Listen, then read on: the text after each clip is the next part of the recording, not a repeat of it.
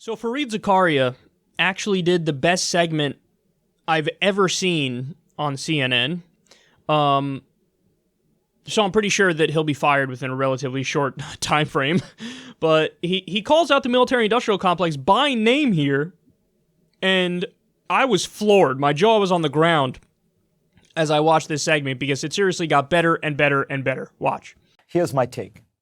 You often hear that in these polarized times, Republicans and Democrats are deadlocked on almost everything.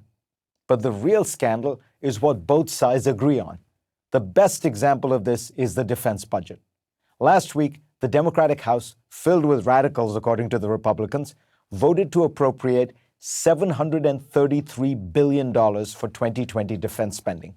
The Republicans are outraged because they, along with President Trump, want that number to be $750 billion. In other words, on the largest item of discretionary spending in the federal budget, accounting for more than half the total, Democrats and Republicans are divided by 2.3%. That is the cancerous consensus in Washington today. America's defense budget is out of control, lacking strategic coherence, utterly mismanaged, ruinously wasteful, and yet eternally expanding.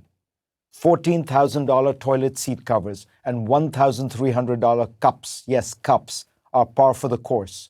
Last year, after a quarter century of resisting, the Pentagon finally subjected itself to an audit, which itself, in true Pentagon style, cost over $400 million. Most of its agencies, Army, Navy, Air Force, Marines, failed. The then Deputy Defense Secretary, Patrick Shanahan, admitted, "We never expected to pass." Donald Trump says he's a savvy businessman, yet his attitude towards the Pentagon is that of an indulgent parent. "We love and need our military and gave them everything and more," he tweeted proudly last year. Far from bringing defense spending into some rational system, he has simply opened the piggy bank, while at the same time trying to slash spending on almost every other government agency. The much deeper danger, however, is spotlighted by Jessica Tuckman Matthews in a superb essay in the New York Review of Books. Matthews points out that we think about defense budgets in a fundamentally erroneous way, tying it to overall GDP. But the defense budget should be related to the threats the country faces, not the size of its economy. If a country's GDP grows by 30%, she writes, it has no reason to spend 30% more on its military. To the contrary, unless threats worsen, you would expect that over time, defense spending as a percentage of a growing economy should decline. The United States faces a world in flux, to be sure, but surely not a more dangerous world than during the Cold War. It now spends more than the next 10 countries in the world put together, 6 of which are close allies like Britain and France. And the real threats of the future, cyber wars, space attacks, require different strategies and spending. And yet, Washington keeps spending billions and billions on aircraft carriers and tanks.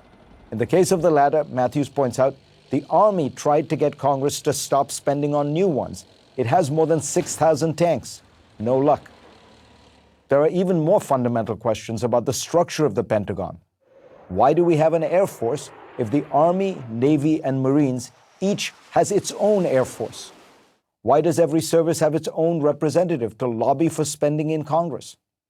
Dwight Eisenhower was the kind of Republican who had a pragmatic skepticism about government. He was the kind of seasoned general who understood that peace came from a combination of military strength and diplomatic engagement. That was why in his farewell address, he spoke about the dangers of the military-industrial complex. 60 years later, it looks like one of the most prophetic warnings any president has ever made.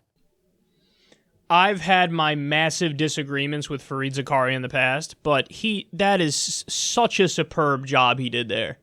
Bringing this notion, this concept, this idea to an audience that wouldn't otherwise see it. I'm almost starting to believe that maybe he started watching like lefty YouTube. Like the stuff he was saying there, I was like, this could easily be information that he gathered from watching, myself or Jimmy Dore or any of a number of lefty YouTubers. I mean, what is there to add to that? He knocked it out of the park. All that is totally true. In this country, our welfare is warfare. Think about that.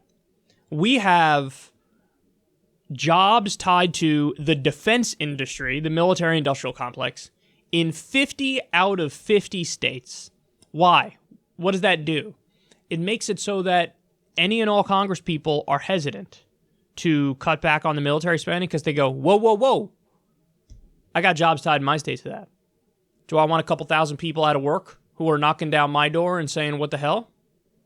So they're more likely to say, well, yeah, we could do an increase with the military spending this year because that means that, X amount more Kevlar vests or tanks or airplanes or certain parts for a gun, they're going to be manufactured. We're going to need more of them. So our welfare is warfare. Our economy is so intricately tied into the military-industrial complex that if we were to cut back on all this war, all these weapon sales, there would be plenty of people who lose their jobs. So instead, we just kick the can down the road and just say, I don't know, just keep spending more and more and more and more and more. And the results of that are obviously disastrous. We're bombing, at least 7 different countries. We're doing a shadow war in Africa. And then we do weapons deals with all the worst actors in the world, whether it's Turkey, whether it's Saudi Arabia, whether it's Israel.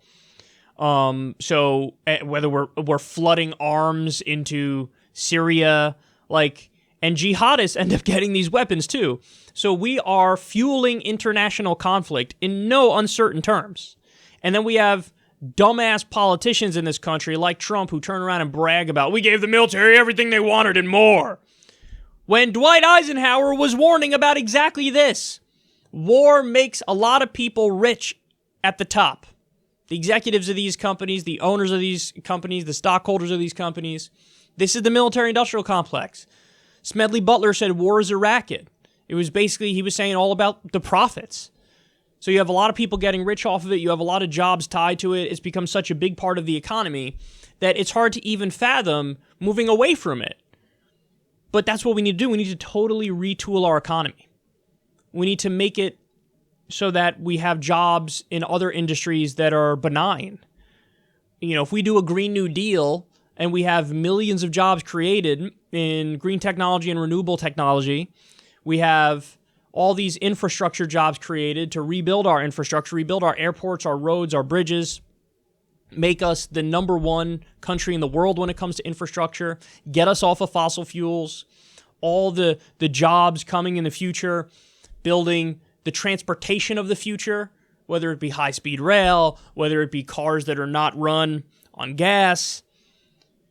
There's a lot of stuff. We could look at climate change like an opportunity to fix the country and our economy and give people good, decent paying jobs and get off of our warfare addiction. We could do that. Or we could just keep kicking the can down the road and continue to spend ourselves into oblivion and waste a tremendous amount of resources on the military-industrial complex. It's gotten to the point where even CNN hosts acknowledge, yeah, you know what? Little crazy what we're currently doing, isn't it?